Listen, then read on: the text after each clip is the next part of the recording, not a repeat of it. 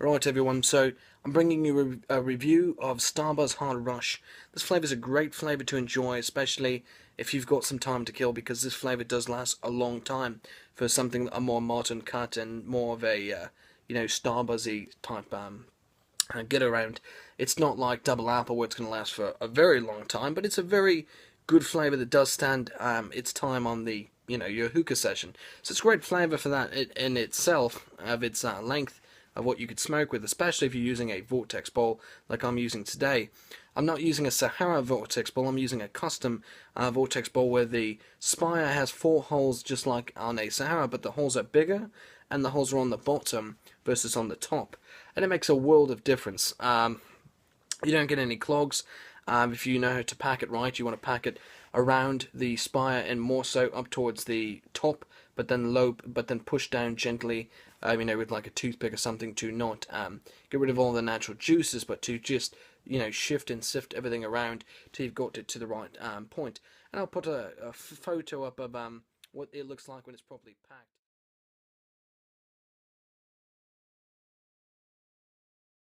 But and now I pack this one. But in terms of how the actual smoke production is with this flavour, I think it speaks for itself. I'll give you one right now to demonstrate, but I think it speaks for itself. A very small puff with this one will give you some great results, especially if you have a great bowl, like I do in this case, which is a customised Vortex bowl.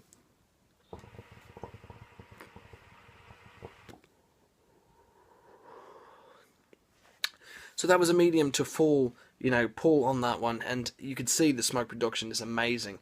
Very thick clouds. If you wanted to do tricks with this one, I'm sure you probably could.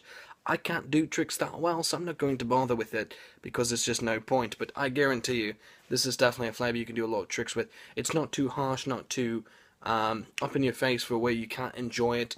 It's very hard to burn. I've got 4 coals on it right now, 4 coconut coals for the last 5 minutes, and it's doing so great.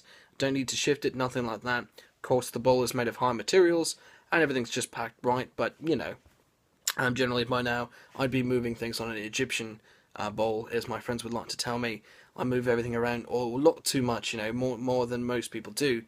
With this flavour, though, when it comes down to the actual taste of the flavour, it's really hard to describe. This is a very tricky flavour to describe for someone who even is experienced, because it's very much an overtone mint flavour, but then at the same time an undertone mint flavour.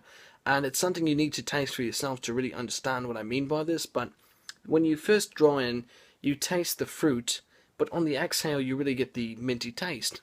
But then sometimes, depending on the drag you take, you may get more of the mint, and then the fruit on the bottom. Fruit on the on the out of it, which is very different. It's kind of interesting. Of course, it doesn't make a difference how you really pack it in terms of that. I mean, the best pack you can do, you're going to get the same results. It's just, I've smoked this in almost every other bowl. This is by far the best bowl for this flavour, which is the Vortex. I believe that the Vortex bowls, not the Sahara Vortex bowl, but the custom Vortex bowl with the holes on the bottom, in the higher quality wood, for me, is the best bowl I've ever had for anything modern. It's not for good, it's not good for more traditional style tobacco, but it is great for something like this, which is modern and very different, in terms of using honey instead of molasses. It's a very good bowl because the well provides, a place for the juice to kind of build up and not leak. And where the holes are positioned and the way they're curved and everything else, it just really adds a lot to this flavour. And if you guys are curious on what I'm smoking out of, I can try to provide you some links to find bowls similar to it at least. This one is not sold anymore on the market and is discontinued. But again, with the flavour itself, like I said, it's more of a tricky flavour because the flavour seems to shift every time you take another hit. So here we go, let's go again.